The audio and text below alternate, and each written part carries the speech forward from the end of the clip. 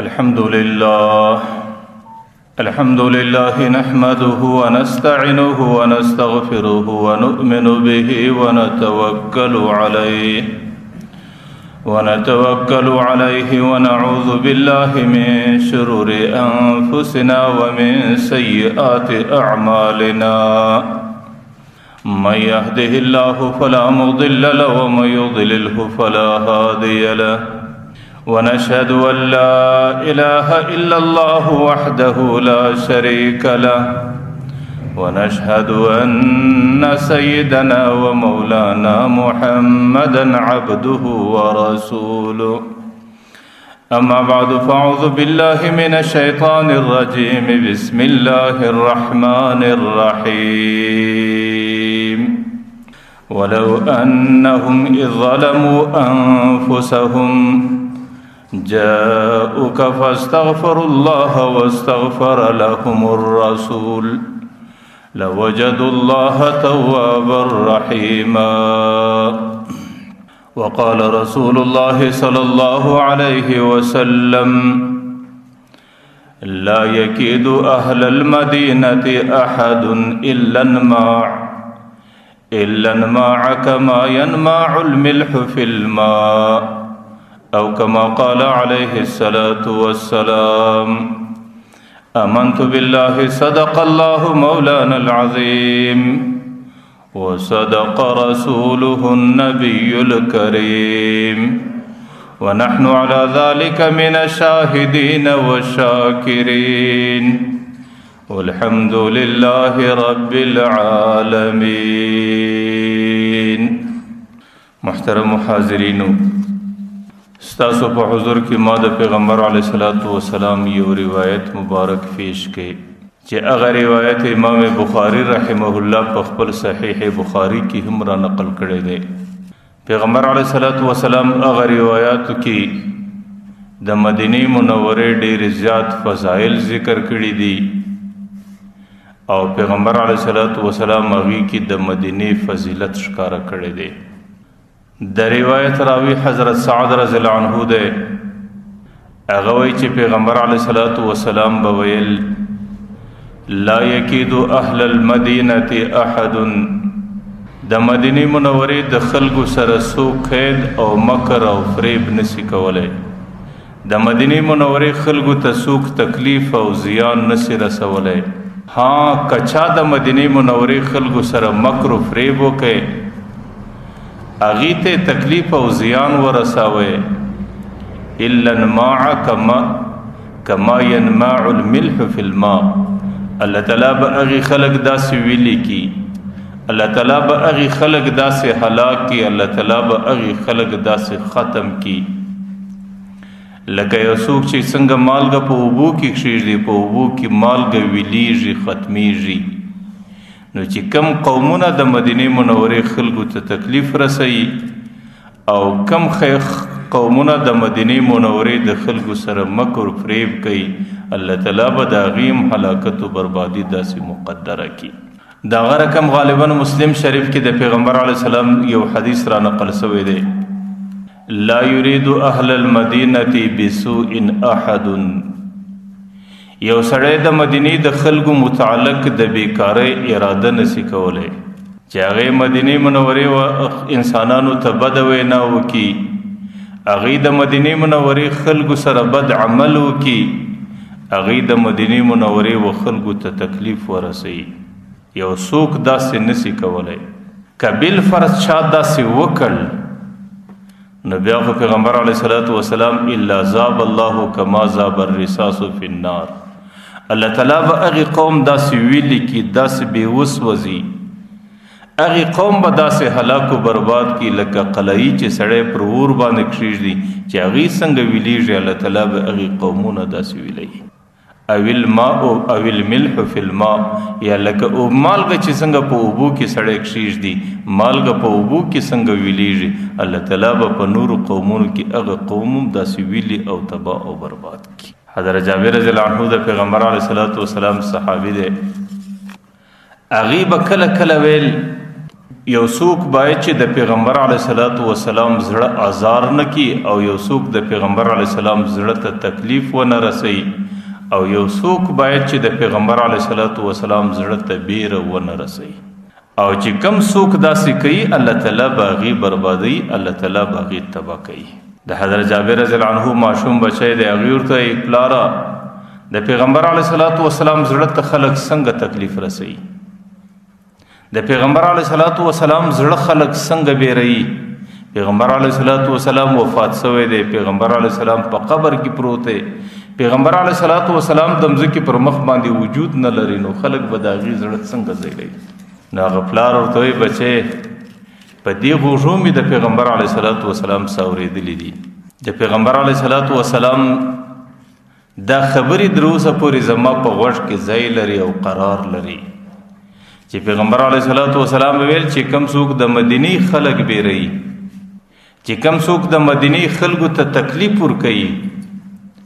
چې کم څوک د مدینی خلکو ته وهم ورکوي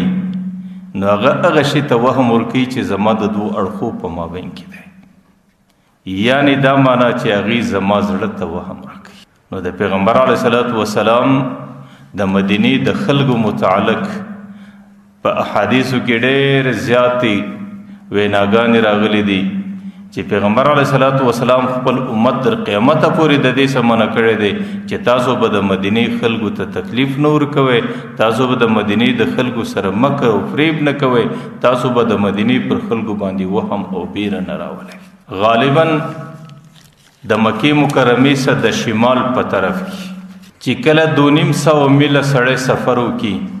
یا غالبا 300 کیلومتره چې سړی سفر وکړي نو د هغې څه وروسته د آبادیو سلسله روانې شي په هغې آبادیو کې یو ډېره لویه او زرخیزه او ښایسته آبادي ده چې هغې آبادي ته په هغې وخت کې نوم د یثرب ورکول کېده او د یثرب آبادي بلل کېدل او ډېره زرخیزه علاقه وه او ډېره آباد علاقه وه او چې کومه د آبادی سلسله روانه و په ټولو کې لویه آبادي هم د یثرب وله او د یثرب چې کوم کلی و دا غالبا د 2 غرو مابین راغلی دی هغې غرو ته په سیرت کې لابتین ویل کېږي هغې غرو ته حرتین ویل کېږي او غالبا د یثرب د کلي څخه چې کله پر جنوب طرف باندې سړی 8 کیلومتره مځکه کاټ کی چې کومه د قبا آبادي ده دا هم په دې کې راځي دې ټولو ته د مدینې په سیرت کې د عوالیو نوم ورکول کېدی او د دې کلي څخه چې دی بل طرف ته کومه مځکه وه دې ته د اسافیلو نوم ورکول کېدی او د یثرب چې کومه آبادي وه غالبا د دې محلې اوکو د نورې مځکې څخه یو څه لاندې وو نو چې کله به پر علاقه باندې بارانونه اوس او یا به طوفانونه رالو یا به ډېرې اوبه رالې نو هغې د بارانو اوبه به اکثره یثرب ته رارسېدې بیا به دلته دې ډم نیوی او قرار به نیوی نو په دې وجه باندې دغه علاقه د یثرب دا ډېره مرطوبه وه د دې به هوا ډېره تره وله د دې هوا د ترۍ په خاطر باندې چې کوم خلکو دلته استوګنه درلود عام طور به پر هغې خلکو باندې تبې ډېرې راتلې لکه د مدینې سیرت چې سړی وګوري نو د هغې سیرت کې حمای یثرب راځي حما په عربي کې تبې ته ویل کېږي چې د یثرب په خپل وخت کې ډېرې مشهوره تبې وي او پر انسانانو به دا ناجوړې عامه ډېره راتله او د یثرب چې کومه آبادي وله هغې اکثره د زراعت سره وابسته وه په هغې کې به باغونه و په هغې کې به درختې وې د هغې ټوله پیداوار دا د زراعته څخه جوړېدی او د هغې په زراعتونو په پیداوارونو کې لوی زراعت دا به د خرما او د کجورو ولو چې د هغې به ډېر حواصل او د هغې به ډېر محصولات پیدا کېدل چې سړی کله تواریخ وګوري د یثرب سماسیوا د دې نوم لکه څنګه چې یثرب راغلی دی د دې سماسیوا د دې نوم مدینه منوره هم راغلی دی او د دې یو نوم غالبا مدینة الرسول راغلی دی او د دې بل نوم غالبا دارالایمان والهجره راغلی دی او د دې بل نوم طیبه راغلی دی طائبه راغلی دی او غالبا صاحب د اتحاف د دې 80 نوم را نقل کړي دي چې دې مځکې ته آخر 80 نوم ورکول کېدل او دا ډېر نمونه دا ټوله د دې پر فضیلت باندې دلالت کوي چې دا ډېره افضل او ډېره ښایسته مځکه وله علماو لیکلي دي چې دا مدینه منوره ورته ویل کېدل په دې وجه باندې چې دې ته الله تعالی ډېر طهارت او ډېره صفایي ورکړې وله. دې کې الله تعالی باطني صفایي هم ایښوله چې شرک او کفر په دې کې ځای نسو پیدا کولی، او دې کې الله تعالی ظاهري نظافت او پاکي هم ایښوله چې د دې در او دیوار او د دې لارې او کوڅې الله تعالی ډېرې صفاوي، د هر قسمه ظاهري نجاستونو څخه هم صفاوي. او علماو لیکلي دي چې د دې د مځکې څخه به ډېره خوشبويي راولاړېدله، او د دې د دیوالو څخه به ډېره خوشبويي راولاړېدله، او د دې فضا به همیشه معطره او خوشبویه ګرځېدله. او چې کوم خلک به راغلي وو د پیغمبر علیه صلات وسلام زیارت ته او د مدینې دیدار ته، نه هغوی به هغه خوشبويي ډېره ظاهرا محسوسوله. بیا کوم خلک چې د پیغمبر علیه صلات وسلام په محبت کې لیوني وو، د هغې زړونه د پیغمبر علیه السلام د محبت څخه ډک کړو، هغوی به بیا دې خوشبويي کې سرګردانه ګرځېدل، او پر هر محل به دوی د خوشبويي ډېر زیات احساس کوی. غالبا شیخ شبلی رحمه الله لیکلی دي چې مدینه منوره ډېره خوشبویه وه. د مدینې منورې چې کوم در و دیوار په هغه در و دیوار باندې ډېره زیاته خوشبویي راتله، او د مدینې منورې چې کومه خاوره وله د هغې خاورې سره ډېره خوشبویي ولاړېدله،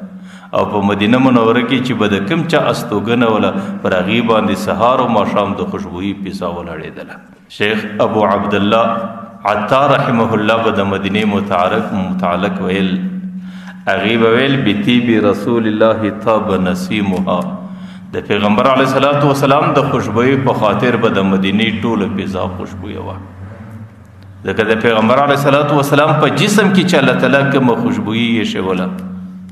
د هغې د جسم خوشبويي به د مدینې په فضا باندې ګډېدله، بیا به د مدینې ټوله فضا خوشبویه وله. هغې وایي فمل مسک والکافور والصندل الرطب، بیا د هغې په مقابل کې نه مشکو څه حیثیت درلودی، نه کافورو څه حیثیت درلودی، نه به صندلو او نه به نورو خوشبویانو څه حیثیت درلودی. ځکه د پیغمبر علیه صلات وسلام ټوله وجود په خپله خوشبویه و. ډېر ځله به داسې اوسو چې د پیغمبر علیه صلات وسلام پر بدن به خوله راتله. ام سلیم یو زنانه و، هغې به شور ته پیدا کړې وله، هغې به د پیغمبر علیه صلات وسلام د بدن د خوله د ماشومان به په پسې کړي وو، د پیغمبر علیه صلات وسلام د خوله به په چشه کې ځینېوله. یو ورځ پیغمبر علیه صلات وسلام هغې ته ویل چې تاسو زما د خولې سره څه کار لرئ؟ نو هغې ورته ویل چې دې کې دومره خوشبويي ده چې مدینه کې کله نوې ناوې ودیش، نو هغې ته چې کومه خوشبويي ورکول کېږي، موږ ستا د خولې یو ساعت که یو ذره ورسره ګډه کړو، د هغې خوشبويي بیا په یو پلسه باندې ګرځي، او د هغې خوشبويي احساس بیا ټول انسانان کولی شي. نو ځکه مدینه منوره دا د پیغمبر علیه صلات وسلام په خوشبويي باندې ډېره خوشبویه وه. امام مالک رحمه الله لیکلی دي چې کوم څوک مدینې منورې ته راسي او هغوی د مدینې منورې متعلق یو خبره که ځینې وسي، لکه د بعضې خلکو عادت یو یاره د مدینې منورې هوا ډېره خراب ده. امام مالک رحمه الله وایي که چا د خولې څخه دا خبره وایستله، هغه سړی په شریعت کې واجب التعزیر دی، هغه سړی به نیول کېږي، هغه سړی به په جیل کې اچول کېږي. در هغې وخته پورې به د هغې د خلاصون طریقه او ترتیب نه راځي چې در څو پورې په صداقت سره د دې عمله څه توبه کړلې. علامه نووي رحمه الله لیکلي دي، وایي مدینه دا مشتق د دین نه څه ده، او دین اطاعت ته ویل کېږي، او مدینه منوره هغه سرزمین ولا هغه مځکه ولا چې د پیغمبر د وجود په خاطر باندې پر دې باندې همیشه د ملایکو اطاعت روان، چې د ورځې به بېشماره ملایکې راتلې او د مدینې په کوڅو کې به ګرځېدې، او د مدینې ټولې مځکې به د عبادت او د ملایکو په راتګ باندې آباد وي. د مدینې منورې د ټولو لوی فضیلت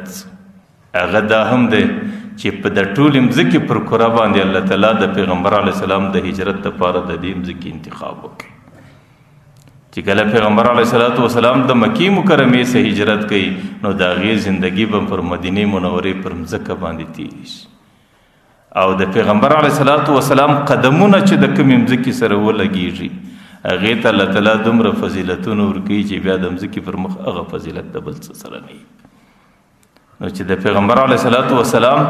10 کاله زندګي هغې په مدینه منوره کې تېره شوه. په هر لار کې پیغمبر علیه صلات وسلام لیدل کېدی، په هر کوڅه کې د پیغمبر علیه الصلاۃ والسلام تګ راتلې او د مځکې پر هر حصه به پیغمبر علیه الصلاۃ والسلام نورانیت ځلېده. قاضي عیاض رحمه الله وایي مدینه منوره هغه ځای و چې حضرت جبرائیل علیه السلام په زرو وارو مدینې منورې ته راتلې، حضرت میکائیل علیه السلام به راتلې او حضرت جبرائیل علیه السلام حضرت میکائیل علیه السلام به د مدینې په کوڅو کې ګرځېدل او فرشتي به راتلې او د پیغمبر علیه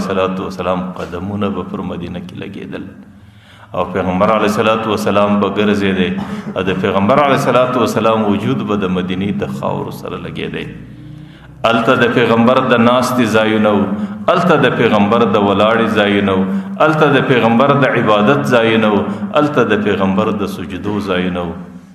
قاضي عیاض رحمه الله وایي دا مځکه د دې لایقه وه چې یو څوک د دې زیارت له ورسي، یو څوک د دې د خوشبویي څه نفع او ګټه واخلي او یو څوک د دې په مبارکو خاورو خپل شونډان تازه کړي، مشرفه کړي چې دا مبارکه مځکه د پیغمبر په یاد کې مچه کړي. او مدینه منوره هغه ځای و چې پر هغې باندې د پیغمبر علیه السلام 10 کاله زندگی تیره سوه، چې پر هغې باندې د بدر د صحابه و د هغې باوفا انسانانو زیارتونه او یادګارونه ولو، چې پر هغې باندې د احد د هغې فدایي انسانانو چې هغې خپل ځانونه پر دین باندې قربان کړل د هغې مزارونه و، چې پر هغې باندې د هغه انسانانو چې د مځکې پر مخ باندې پر کم چا باندې د جنت زیرې کېدلې پر هغې مځکه د هغې خلکو یادګارونه ولو. ځکه مدینه منوره دې ته الله تعالی د مځکې پر خطه باندې چې کمې ټوکړې د مځکې راتلې دا په دې ټولو ټوکړو کې ډېره مشرفه مځکه وله. پیغمبر علیه السلام به کله کله به د مدینې منورې متعلق دعا کوله چې الله ستا حبیب ستا خلیل ابراهیم خلیل الله د مکی د پاره دعا کړې ده چې هغې به دا ویل فاجعل افئدة الناس تهوي الیهم وارزقهم من الثمرات.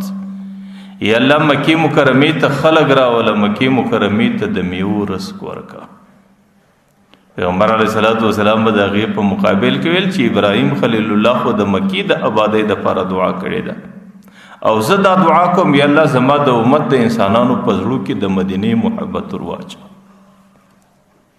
او زه دا دعا کوم چې الله مکی ته څومره برکت ورکړي مدینې ته هغه برکت ورکړه د هغې څه زیات برکت ورکړه. ځکه روایتو کې راځي چې سهار مکی مکرمې ته 80,000 ملایکې د اسمانو سهار د طواف دپاره راځي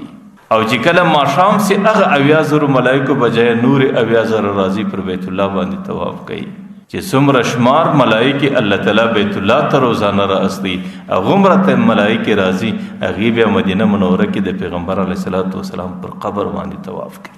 لکه روایتو کې راځي چې ملایکې بې شماره راځي یحفون بقبر النبي صلی الله علیه وسلم، هغې د پیغمبر علیه السلام پر قبر باندې احاطه کوي، پر هغې باندې وزر غوړوي او د هغې زیارت کوي او د هغې طواف د ځان لپاره نیکبختي بولي. نه پیغمبر علیه السلام د مدینې منورې ډېر زیات فضایل بیان کړي دي او مدینې منورې ما درته ویل د ټولو څلوي فضیلت دا دی چې دا د ټولې مځکې پر کره باندې د پیغمبر علیه السلام د هجرت دپاره د دې انتخاب الله کړی. غالبا چې سړی تاریخي روایات وګوري د ننه څه غالبا زرک د پیغمبر علیه السلام د هجرت څه زرک کاله مخکې د یمنه څه 2 ورونه رالو هجرت یې وکړی او د مدینې منورې مځکې ته راکډه سول. د یو نوم اوس او د یو نوم خزرج چې د مدینې منورې په هغه دور کې 2 غټې قبیلې اوس هم د هغې غټې قبیلې اوس او خزرج دي او بیا د هغې شاخونه ډېر سره زیات سو، ډېرې قبیلې سوې، بنو نجار سلو، بنو نذیر سو، بنو قریظه سو، بنو عبد مناف سو، مختلفې قبیلې پر دې مځکه باندې سره آباد سوې چې په کم دور کې پیغمبر علیه السلام مدینې منورې ته هجرت کاوه نو دی وخت کې دغه 2 قبیلې په مدینه منوره کې آباد وي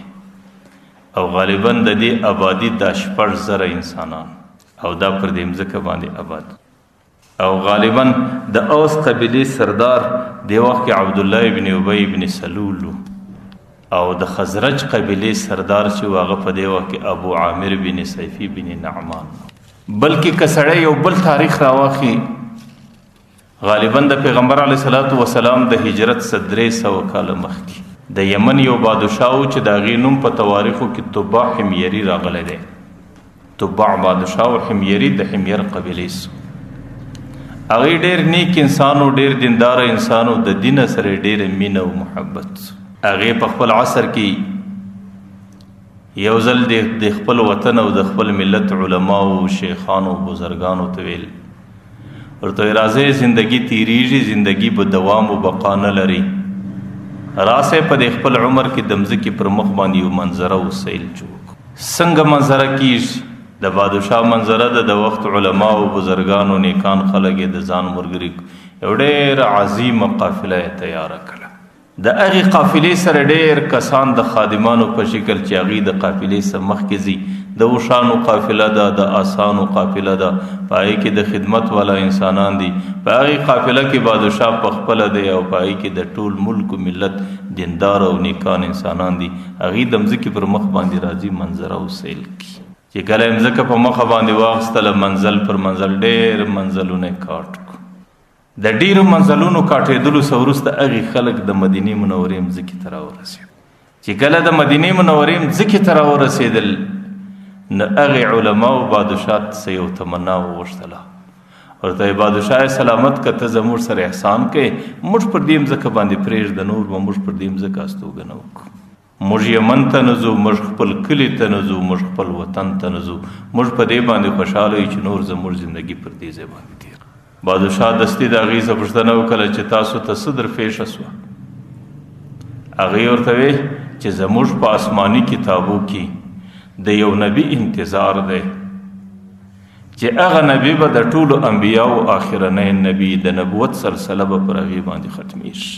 د هغې نبي چې کومه د هجرت مځکه یاده سوې ده،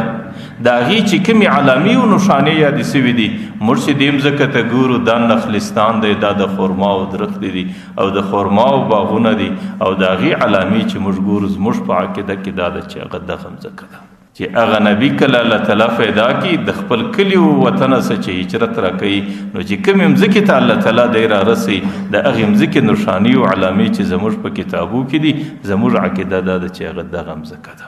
او زموږ دا عقیده ده موږ به پر دې مځکه باندې زندګي روانه کړو، یا به الله تعالی هغه نبي پر موږ باندې راولي،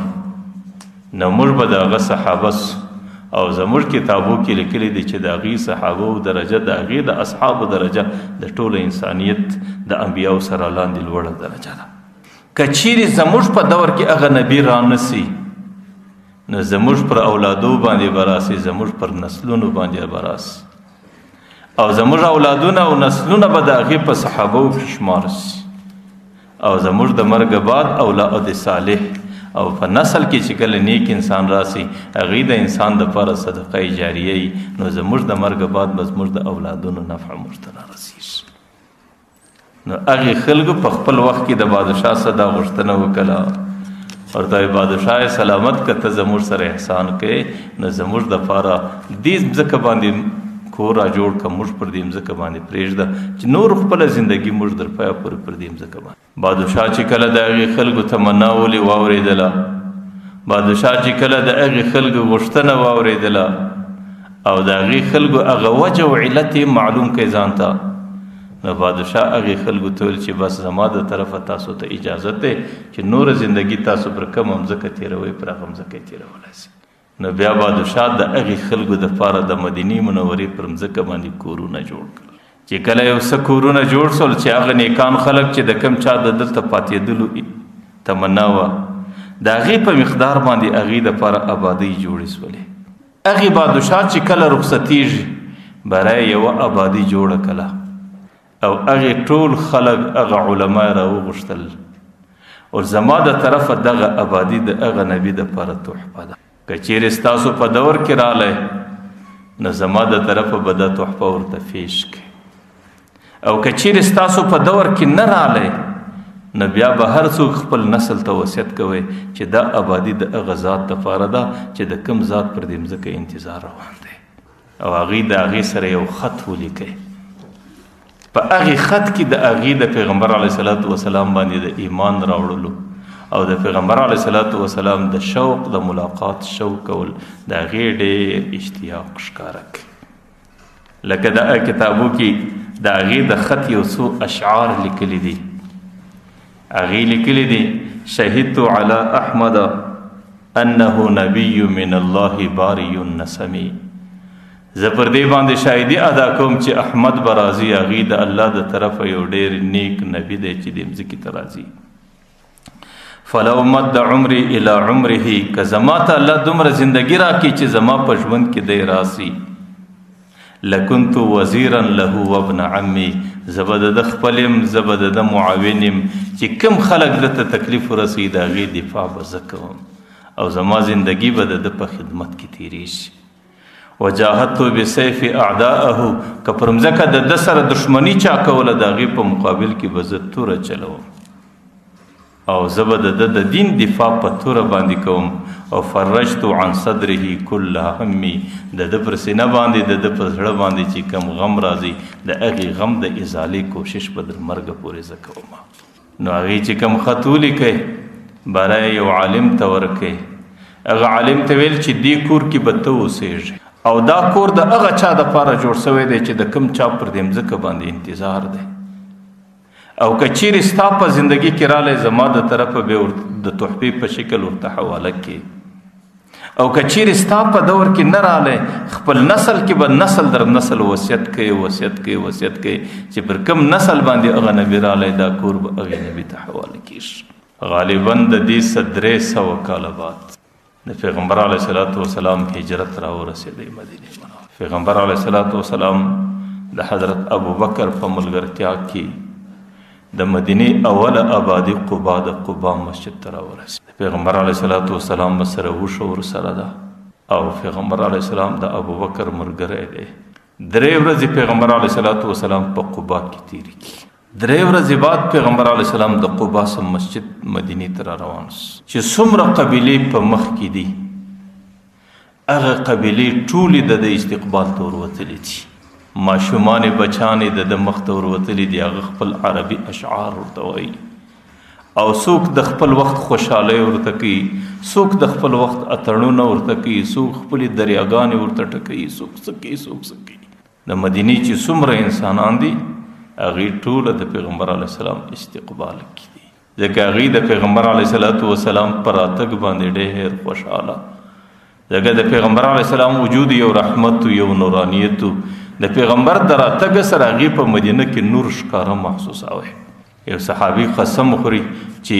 کله پیغمبر علیه السلام څومره زندگی په مدینه کې تېرېدله د مدینې د هرې ورځې نور د رابله زیاتېدی، لیکن چې په کم وخت پیغمبر علیه السلام د مدینې سره رخصت سو وفات سو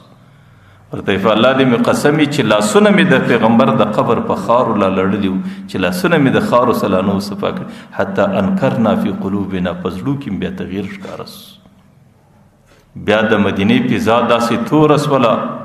بیا د مدینې فضا خلکو ته داسې تاریک کوله لکه د یو چا پر سترګو چې سړی لاس ور ولګوي. پیغمبر علیه الصلاة والسلام پر راتګ باندې د مدینې خلک ډېر خوشحاله او د مدینې چې څومره قبایل او څومره قومونه د هغې کشران مشران دا ټول د پیغمبر په استقبال په لار کې ورته ولاړ او پیغمبر علیه الصلاة والسلام پر اوښه باندې ناست، حضرت ابوبکر رضی الله عنه د اوښې مهار نیولی د مخه چې کله د مدینې په آبادیو باندې راننوتی نو د مدینې ټول خلک ورځغاست، کوشش یې کوئ چې د هغې د اوښې مهار ونسي او د هر سړي کوشش دا و چې پیغمبر علیه السلام زما د کور میلمه سي، زما در کوره پورې راسي. چې کله بچا د اوښې مهار ونیوی پیغمبر علیه السلام ورته الخلوا سبیلها فانها مأموره من الله، تاسو زما د اوښې چلو یې لکئ، اوښه پر خپل مخ یې لکئ، اوښې ته د الله امر سوی دی چې کوم ځای الله ورته ټاکلی دی اوښه هغه ځای ته ځان رسي. ټول خلک ورباندې پسې دي، اوښه روانه ده. حاجانو صاحبانو لیدلی دی د مدینې منورې چې کومه باب السلام دروازه ده اوښه راله پر دې ځای باندې چوکس وکښېنست. پیغمبر علیه الصلاة والسلام پر هغه اوښه باندې ناست. د پیغمبر علیه الصلاة والسلام د ناستې څه وروسته د اوښې څه شوه سوی نه دی، هغه اوښه برته ولاړه سوله چې کوم ځای باندې د پیغمبر علیه الصلاة والسلام روضه مبارکه د اوښه راله پر دې ځای کښېنست او دې ځای باندې دې وخت کې د حضرت ابو ایوب انصاري کور او حضرت ابو ایوب انصاری د هغې عالم په نسل کې ولو د هغې پلمسي او په نسل کې راغلی و چې کوم عالم ته طباع حمیري د پیغمبر علیه السلام په حواله باندې خط ورکړی او هغه خط تر دې وخته پورې د حضرت ابو ایوب انصاري په کور کې وجود درلود. حضرت ابو ایوب انصاري د پیغمبر علیه السلام سره چې کوم زاد او راحله او سامان ورسره و هغه ژر وزغلاوی په خپل کور کې کښېښوی او په ټوله مدینه کې ځان نیکبخته بالی چې پیغمبر علیه السلام زما د کور میلمه سو.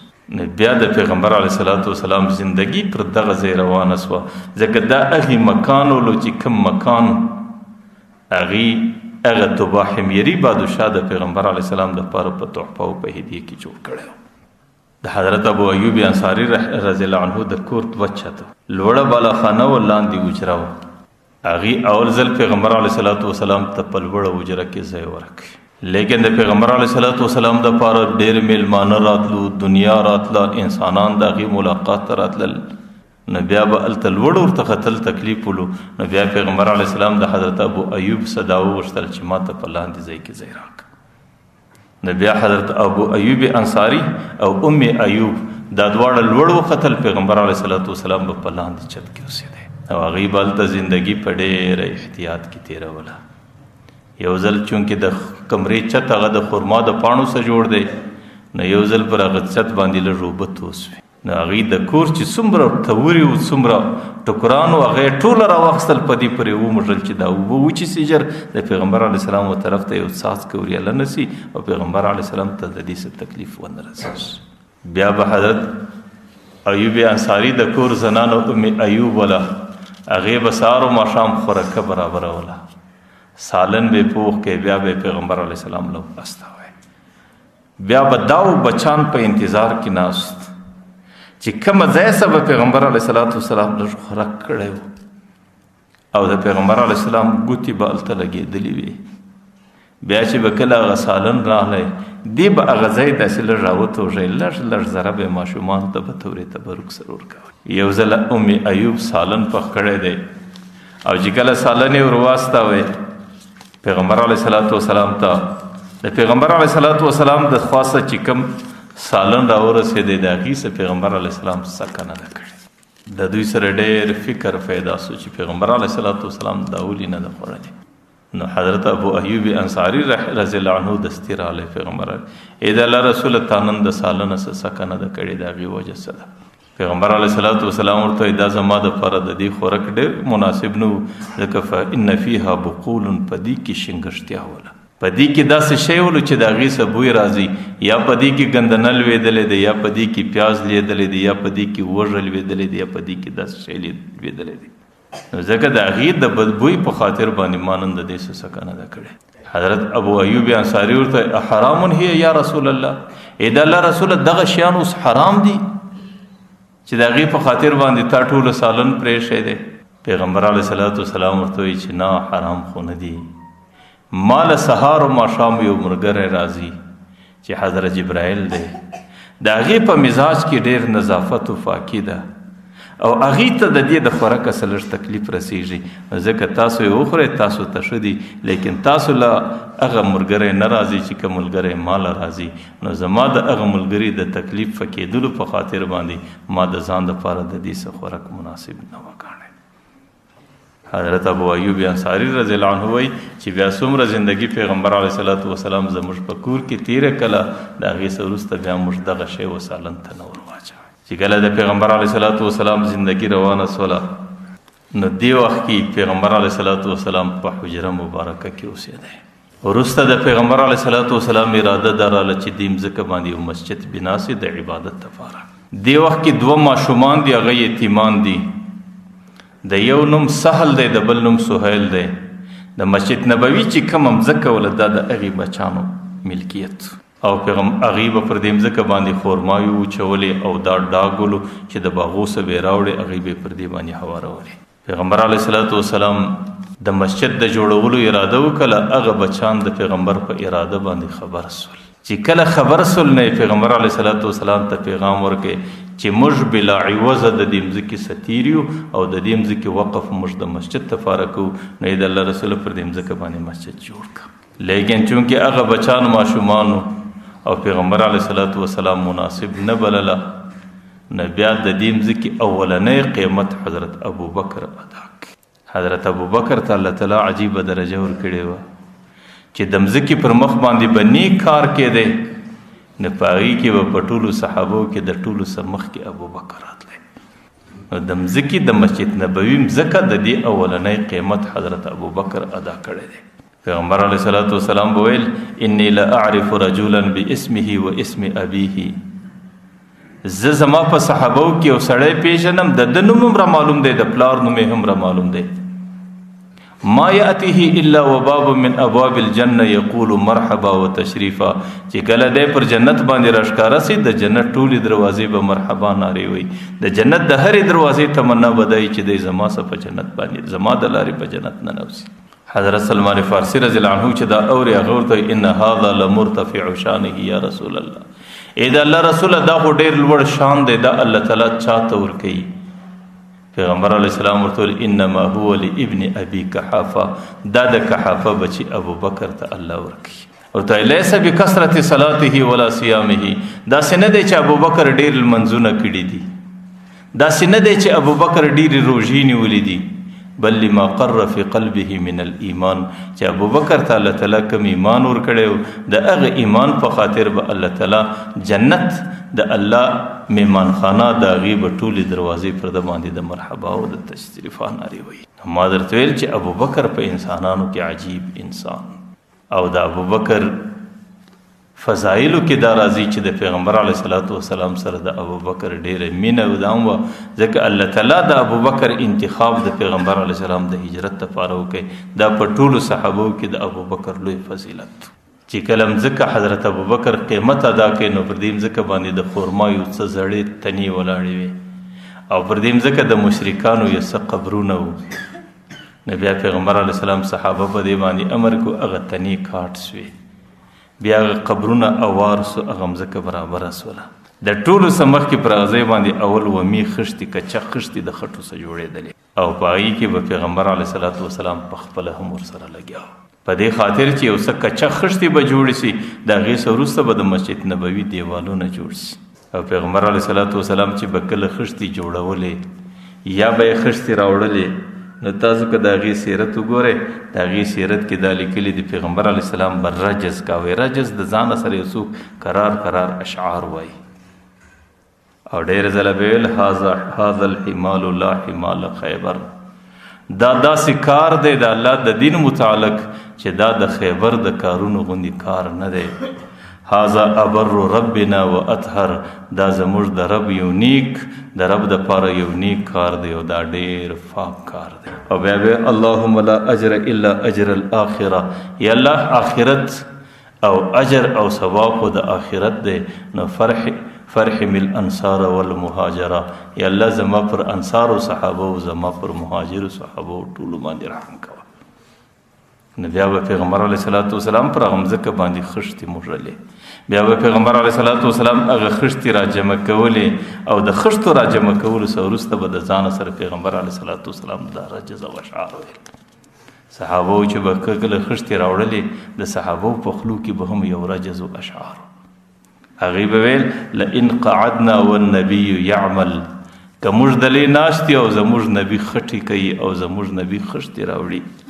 نو لذاک منا العمل المضلل. دا به زموږ د طرفه ډېره ناولده خبرئ او دا به زموږ د طرفه ډېره نامناسبه خبرئ. پیغمبر علیه الصلاۃ والسلام به خښتې راوړلې او خښتې به یې موږلې او صحابو به ټول ورسره موږلې او پر دې ځای پیغمبر علیه السلام د مسجد نبوي صحابو کې حضرت عثمان ابن مزعون هغه ډېر نظیف او ډېر پاک خویه صحابي و. هغې چې به کله خښته راوړل چې لباس به په خټو باندې خښ خار وړل سو د هرې خښتې راوړل څه وروسته به یې کپړې څنډلې. حضرت علي رضی الله عنه به ډېر مذاق قرباني کوی ولې بعضې هغه خلک دي چې هغې ولاړه و ناسته هغې ټوله زندګي هغې ټوله عمل هغې د مسجد نبوي د آبادۍ دپاره قربانوي او بعضې بیا هغه خلک دي چې ټوله ورځ په کمپړو څنډلو کې ورباندې تېره سي. نو هغه صحابي باندې به حضرت علي رضی الله عنه بیا څه مذاق و مسخره کوله. د مدینې منورې چې کوم مسجد جوړ دی د مدینې منورې د مسجد قبله په جنوب طرف کې ده. د دې مسجد شاته چې د حضرت عائشې مبارکي حجره ده، دې ځای باندې د پیغمبر علیه السلام حجره وه د حضرت عائشې. د حضرت عائشې د حجرې و څنګ ته د حضرت سعودي حجره وه، د هغې و شاته د حضرت ام سلمې حجره وه، او پر کوم ځای باندې حاجان چې سلام ته رسیږي دې ځای باندې د حضرت حفصې حجره وه، او د دې و شاته چې د مسجد نبوي کوم د باب النساء دروازه ده پر دې ځای باندې د ټولو زنانو حجرې وې. او د پیغمبر علیه الصلاۃ والسلام د حجرې مقدار 9 فوټه په 15 فوټه په اوږدوالي کې وه او 9 فوټه په بساره کې وه، او د هغې چت به د خرماو د پاڼو څخه جوړ او په هغې به دروازه راځړېدله، پرده راځړېدله. د پیغمبر علیه الصلاۃ والسلام حجره دا وه. غالبا 80 هجري کې د عبدالملک ابن مروان دور راغلی. دې وخت کې مسجد نبوي توسعې ته ضرورت درلود، پراخي ته ضرورت درلود. نو بیا عبدالملک ابن مروان په خپل حکومت کې دا فیصله وکړه چې دا حجرې به اوس نړیږي او دا حجرې به په مسجد نبوي باندې ګډېږي. او دې وخت کې مشهور تابعي سعید ابن مسیب هغې لیکي چې کله د پیغمبر علیه الصلاۃ والسلام حجرو باندې د نړېدلو کار روان سو، د ټولې مدینې د انسانانو د خولې څخه د هغې داسې د چغو اوازونه پورته سولو لکه په کومه ورځ چې پیغمبر علیه الصلاۃ والسلام وفات شوی و. د مدینې ټولو خلکو دا تمنا کوله چې کاش دا حجرې درې وخته پاته وای چې د امت انسانان چې د اطرافو سره راځي د خپل نبي زیارت له هغې دا حجرې لیدلي وای، هغې د خپل نبي د زندګۍ تصور کړی وای چې زموږ نبي په کوم حالت او په کوم شکل کې زندگی تیره کړه. نو بیا به دې خبرې د امت انسانانو ته به د دې ډېر لوی معلومات شوی چې زموږ د نبي زندگی په کوم شکل کې تیره شوله. نو دې ځای باندې بیا د پیغمبر علیه الصلاۃ والسلام زندگی تیره شوله. مشهور عالم علامه ابن قیم د علامه ابن عقیل د دواړو څخه پوښتنه وشوله چې مدینه منوره کې د پیغمبر علیه السلام قبر دی او مکه مکرمه کې د الله بیته ده، ورته ستا په عقیده کې څه خیال دی چې الله تعالی مدینې ته ډېر فضیلت ورکړی دی که مکې ته ډېر فضیلت ورکړی دی؟ مکه مکرمه کې بیت الله ده او مدینه منوره کې د پیغمبر علیه السلام روضه ده. دې دوه کې ستا په عقیده کې افضل کم یو دی؟ د علامه ابن قیم څه چا پوښتنه وکړه. هغه ورته ستاسو د مدینې او د مکې څه مطلب دی؟ که چیرې د دې ستاسو دیوالونه مطلب چې د مکې دیوال دی د پیغمبر د روضې دیوال دی، نو بیا دیوالونه خو د مکې هغې افضل دي. ابراهیم علیه السلام جوړ کړي دي، د ابراهیم علیه السلام سره اسماعیل علیه السلام ملګری شوی دی. لیکن که چیرې ستاسو د افضلیت څه مراد هغه ذات دی چې په مدینه کې پروت دی، ورته زما دې په الله قسمي چې د هغې د بدنه سره چې کومه خاوره او مځکه لګېدلې ده هغه مکه خو څه کوي، مدینه او شاوخوا اطراف د مځکې خو څه کوي، د الله عرش خو څه کوي، د الله جنت خو څه کوي، په ټولو مخلوقاتو کې د هغې بیا افضل ځای نشته. ځکه د الله عرش هم مخلوق دی، الله تعالی پر ځای الله تعالی د ناستې ځای ته مجبوره نه دی، صرف د الله پر عرش باندې د الله تعالی د نور تجلاوې لګېږي. بیت الله کې الله نشته چې دا د الله کور دی، الله دلته استوګنه لري نه. پر بیت الله چې د الله تعالی کوم رحمتونه دي خلک پر هغه رحمتونو باندې طواف کوي. ورته ګوره دې مځکه کې پیغمبر علیه السلام راغلی دی او دا یو حقیقت دی چې د کم سړي قبر په کومه مځکه کې جوړیږي، د هغې مځکې خاوره د هغې د جسد سره ګډیږي. چې کله د پلار نطفه د مور رحم لځي نو ملایکه ځي د یو مځکې خاوره رااخلي او هغې خاوره په دې نطفه باندې ګډوي. بیا چې کله سړی د مځکې پر مخ باندې پیدا سي چې کوم ځای کې د قبر جوړیږي هغې قبر د ځای خاوره د په نطفه د په وجود باندې ګټوي، بیا به دی په هغه ځای کې پټېږي. ورته دلته د پیغمبر علیه السلام قبر راغلی دی، د دې څه دا معلومیږي چې دا خاوره د پیغمبر علیه السلام په وجود کې ګډه ده، او چې کومه خاوره د پیغمبر په وجود کې ګډه ده هغې د عرش سم افضله ده ځکه عرش هم یو مخلوق دی، هغې د مکې سم افضله ده ځکه مکه هم یو مخلوق دی، هغې د جنت سم افضله ده ځکه جنت هم مخلوق دی، ځکه پیغمبر علیه الصلاۃ والسلام د ټولو مخلوقاتو سردار. نو په دې وجه باندې مدینه منوره کې پیغمبر علیه الصلاۃ والسلام د مدینې منورې ډېر زیات فضایل او ډېر زیات فضیلتونه په خپلو تعلیماتو کې ښکاره کړي دي. حافظ ابن کثیر په البدایه و نهایه کې یو خبره را نقل کړې ده د محمد ابن حرب الهلالی په حواله باندې. هغه وایي زه یو شپه رالم د پیغمبر علیه السلام روضې ته ناست چې کله د پیغمبر علیه السلام روضې ته ناست یم یو عربي سړی رالی سرایي سړی رالی د لیر اطرافو سره رالی چې کله رالی د پیغمبر علیه السلام روضې ته ودرېدی سلام یې وکړي د سلامه څه وروسته هغې د پیغمبر علیه السلام روضې ته ډېره ژړا وکړه او د ژړا په آخر کې باره د قرآن کریم یو آیات تلاوت کړي او دا ویل چې د الله رسوله الله تعالی خدا وایي ولو انهم اذ ظلموا انفسهم که چیرې دا ستا امت د ځانه سره ظلم وکړي ګناه ځینې وسي او جاؤک او ستا زیارت لقبر لراسي فاستغفر الله واستغفر لهم الرسول کچیر د الله تعالی سره بخښنه وغواړي د الله د رسول شفاعت خپل رب ته متوجي کی او د الله د رسول په ذریعه باندې بخښنه وغواړي لوجد الله توابا رحیما الله تعالی به پر هغې رحم وکړي الله به د هغې توبه قبوله کړي هغه اعرابي په ژړا کې دی یا الله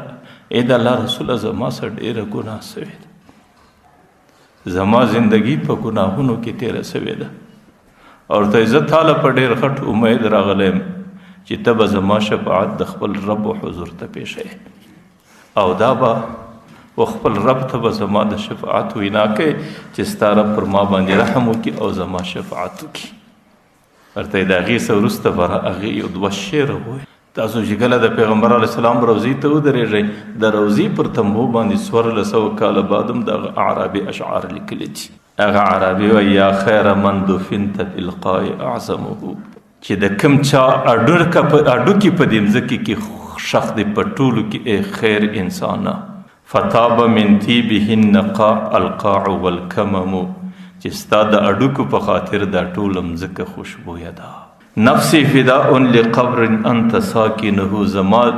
نفس دې در دې قبر قرباني چې کوم قبر کې ته اوسېږې فيه العفاف وفيه الجود وفيه الكرم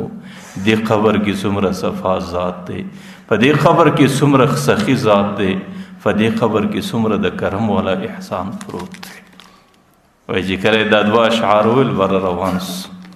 محمد ابن حرب الهلالي وایي چې دی کله د روضې څه وځي پر ما باندې نعاس رالی نعاس یو قسم خوب را باندې رالی دې خوب کې چې زما سترګې سره ورځي پیغمبر علیه الصلاة والسلام راته حاضر ورته یې ورمنډه کړه هغه اعرابي در لاس ونیسه ورته وایي چې بس زما د طرفه بشارت او زیری قبول کړه ما ستا شفاعت ستا رب ته پیش کړي او ستا رب زما شفاعت ستا په حق کې قبول کړي چې کوم مغفرت دی غوښته کوم بخښنه دی غوښته الله تعالی هغه مغفرت او بخښنه ستا په نصیب کړي د پیغمبر علیه الصلاة والسلام روضه او د پیغمبر علیه الصلاة والسلام مدینه او الله تعالی په هر دور کې د دې عجیب حفاظت کړی دی یو کتاب کې لیکلی دی سلطان نور الدین زنگی رحمه الله په دمشق کې اوسېدی او دمشق کې د هغې پایتخت د دې ټولې علاقې حکومت د مدینې پورې دا د دې سړي او په خپل وخت کې ډېر نیک انسان او ډېر عابد او فارسه او ډېر پرهیزګاره انسان ټوله شپه به په عبادت کې تېروله ټوله شپه به پر مسله باندې تېروله او ټوله شپه به په استغفار او په توبه کې تېروله غالبا په 1550 هجري سنه کې یو شپه چې کله عبادت ډېر وکړي د عبادت څخه وروسته ډېر ستړی درود شریف یې ډېر ووایه په دې ستړیا کې یو ساعت کې خوب ورباندې راغلی د خوب کې پیغمبر علیه الصلاة والسلام ورته راښکاره سو پیغمبر علیه الصلاة والسلام د دو انسانانو تصویر ورته ښکاره کړي ورته نور الدین زنگی دا دوه لیوان ما ته ډېر زیات تکلیف را کوي او زما زندگی د هغې څه ډېره په خطره کې ده ورته د دې لیوانو څه ما محفوظه کړه د دې لیوانو څه ما خلاص کړه سلطان نور الدین زنگی چې راوغورځېدی په درود کې شروع سو په استغفار کې شروع سو په دومره بېقراري کې دی لکه د یو سړي چې حواس کار پرېږدي او د دې خوب په تعبیر باندې نه پوهېږي چې اوس به څه کېږي څه پېښه ده دستې په سهار کې د علاقې د دمشق ټول علما راوغوښت بر هغې ته ویل چې پیغمبر علیه السلام برای په شپه کې ما ته پیغام را کړی دی او زه په دې باندې نه پوهېږم چې د پیغمبر علیه الصلاة والسلام دفاع څنګه وکړم علماو دستي ورته ویل چې د دې دپاره بهترینه طریقه ده د مدینې منورې ته به په تلوار کې ځان رسو د دې څه دا معلومیږي چې په مدینه منوره کې ډېره ستړې روانه ده. نو سلطان نور الدین زنګي رحمه الله دستي یو ډېره غټه قافله تیاره کړه، او چې کله قافله تیاره کړه د هغې سره ډېر انسانان ورسره په ډېره تلوار کې مدینې منورې ته د دمشق څخه مدینه منوره دا 20 ورځې د قافلې سفر او دوی 14مه ورځ مدینې منورې ته ځان ورسه. چې څنګه مدینې منورې ته راغلی، د مدینې منورې په هغه وخت کې 4 دروازې وي. پر دې 4 دروازو یې پیرداران ودرول چې څوک به نه راځي نه به څوک د باندې اوسي. دستي په ټوله مدینه کې اعلان وکړ چې مسجد نبوي کې د سلطان نور الدین زنګي میلمستیا د مدینې ټول خلک به راشي. چې کله د مدینې خلک مسجد نبوي ته راجمع سو، سلطان نور الدین زنګي په خپله کې ګرځي، د هغې ډوډۍ ږدي، د هغې خدمت کوي او په خپله په دې انسانانو کې ګوري. سوچ یې دا دی چې کومو کسانو تصویر ما ته پیغمبر علیه صلات وسلام په خوب کې راښکاره کړی دی، زه به هغه کسان ووینم او د هغې په تلاش کې او د هغې په طلب کې په ټولو خلکو کې روان دی. چې کله محفل خلاص سولو هغه خلک یې نه کوپېده. دستې د مدینې خلک راوغوښتل، برول د مدینې نور خلک پاته دي چې دلته نه دي راغلي. هغې ورته ویل چې د مدینې منورې نور خلک نه دي پاته، 2 کسان پاته دي. هغه مغربي زائرین دي، د زیارت لپاره د مغرب سره راغلي دي او هغې ډېر نیک عبادت ګزاره انسانان دي. هغې ټوله ورځ په عبادت کې تېري، د چا سره تعلق نه ساتي، نه د چا تعلق له ورځي نه د چا میلمستیا له ورځي. چې کم وخت فارغه سي هغه په جنت البقیع کې حاجانو او زیارت کوونکو ته اوبه ورکوي. بس بهر ورته وایي چې هغه 2 کسان به در ما پورې رارسوي. چې کله خلکو هغه 2 کسان ورته راوستل، سلطان نور الدین زنګي چې ورته وکتل چې سترګې ور باندې ولګېدې، هغه 2 کسان دي چې پیغمبر علیه صلات وسلام په خوب کې تصویر ورښکاره کړی. پر هغه ځای باندې وینه په جوش کې راله، خپله توره په لاس کې واخیستله. لیکن د هغې څه وروسته د ځانه سره فیصله وکړه چې د خبرې تحقیق کول پکار دي چې څه پېښه ده. مارای خلکو ته ویل چې تاسو دوی دلې تکیه کوئ، ورته تاسو چیرې اوسېږئ؟ ورته موږ د جنت البقیع په طرف کې دلته اوسېږو، د روضې سره نږدې یو کوچنی مکان دی، په دې کې دی اوسېږي. سلطان نور الدین زنګي ورغلی، مکان یې ټول پر لواړوی، په هغې کې یو څه د عبادت سامانونه لږ شی پروت دی، هېڅ شی نور نشته. چې کله راوځي بری یې پښه پر یو ځای ولګېدل، چې ویې کتل هغه ځای پورته کوي، د هغه ځای څه سرنګ روان دی. چې کله سرنګ ته په خپله ورشوس، سرنګ تللی دی تللی دی تللی دی تللی دی، در دې حده پورې د حضرت عمر رضی الله عنه مبارکې پښې لښکاره سوي دي. برابر ته راوخاتی چې راغلی بری هغه خلک راوغوښتل. نو مدینې خلکو چې دا ورځ ولیده دا حالات ډېر حیران سو. ورته یې څه بری هغه زایرین راوغوښتل چې تاسو څه کوئ؟ صفا صفا حال راته ووایاست. هغه ورته ویل چې موږ اصل کې یهود یو او موږ د خپل ملک څخه په دې نیت باندې را روان سوي یو چې د پیغمبر علیه السلام قبر به د روضې څخه کاږ او دا ځای به دغسې فارغه پرېږدو. لیکن موږ ډېر محنت وکړی، ډېره زندګي مې په دې محنت کې صرف کړه، لیکن افسوس پر دې چې زموږ محنت تر یو ځایه پورې رسېدی، زموږ راز افشا سو. نو بیا سلطان نور الدین زنګي رحمه الله په خپله توره باندې په مدینه کې د هغو 2 سرونه په هوا کړو. بیا به په مدینه کې د خوشحالۍ ځغاستې د لیونیانو په شکل باندې. او زما عجیبه قسمت دی، د دې بنده عجیبه بخت او قسمت دی چې پیغمبر علیه السلام په ټوله ملت کې د دې خپل خدمت لپاره انتخاب زما وکړي. بیا د مدینې منورې د حفاظت د دې څه لاندې مځکه وکیندله او دا مځکې دومره حد ته ورسوله چې بالکل د مځکې اوبه وکړي. بیا پر 80 شانو باندې جالۍ راوړې، اوسپنې راوړې، بیا در دې مځکه لاندې مکملې اوسپنې جال کړي چې د یو طرفه څه بیا د پیغمبر علیه صلات وسلام پر جسد باندې څوک حمله نشي کولی. حاجان چې کله روضې ته ورسي په دې جالۍ کې ورته ګوري، د دوی دا خیال چې دی ځای کې د پیغمبر علیه السلام نه، د پیغمبر علیه صلات وسلام قبر یو دیوال دی، په یو دیوال کې دننه بل دیوال دی، په هغه بل دیوال کې دننه بیا د پیغمبر علیه صلات وسلام قبر دی. او د پیغمبر علیه السلام قبر داسې جوړ شوی دی چې د هغې د یو طرفه سم لار نشته، د هغې صرف د سر د خوا یو سری لري. او 1500 کاله شاوخوا زمانه شوې ده چې دې قبر ته څوک نه دی ورننوتلی، نه بادشاه ورننوتلی دی، نه ګدا ورننوتلی دی، نه چاته دا درک شته او نه چا. ځکه زموږ عقیده دا ده چې پیغمبر علیه السلام په دغه ځای کې ژوندی ناست دی لکه موږ تاسو چې ژوندي. یو تاریخ کې لیکلی دي وایي څه زمانہ ډېره زمانہ 1500 کاله مخکې یو ورځ در دیسري کوتره وریاله سو د کوترې لاندې کې صرفۍ نو کوتره بیا نه راوختله د روضې خادمانو دا ویل چې دا کوتره به هلته ختمه سي او بدبویي به جوړه کړي نو دا کوتره راکشل غواړي برای د پیغمبر علیه صلات وسلام د نسل سه یو کوچنی ماشوم راوستی هغه ماشوم یې ولمباوی او هغې یې ډېر صفا کړی هغې دې بیا د دې قبر د خوا روضې ته ورشوه کړي چې ورشوی کړي هغه ماشوم یا کوتره راوکشه یا نه راوکشه چې کله ماشوم راوکشه نو ماشوم دومره ډېره ژړا کوله چې هغې د ژړا څه خبره نه سوه کولی اخر یوه خبره وکړه والله محمد موجود والله دې مې قسم محمد دلته موجود والله ابو بکر موجود والله عمر موجود بس په ژړا ژړا کې هغې بله خبره نه وکړه پر هغه ځای باندې وفات سو بیا د هغې څه وروسته بیا د دې روضې د ورتګ او د روضې د ننوتلو او د روضې د زیارت کولو در اوسه پورې چا تصور نه دی کړی ځکه د پیغمبر علیه صلات وسلام روضه او د پیغمبر علیه السلام مدینه دا ډېر عظیم ځایونه دي او د دې زیارت او د دې ملاقات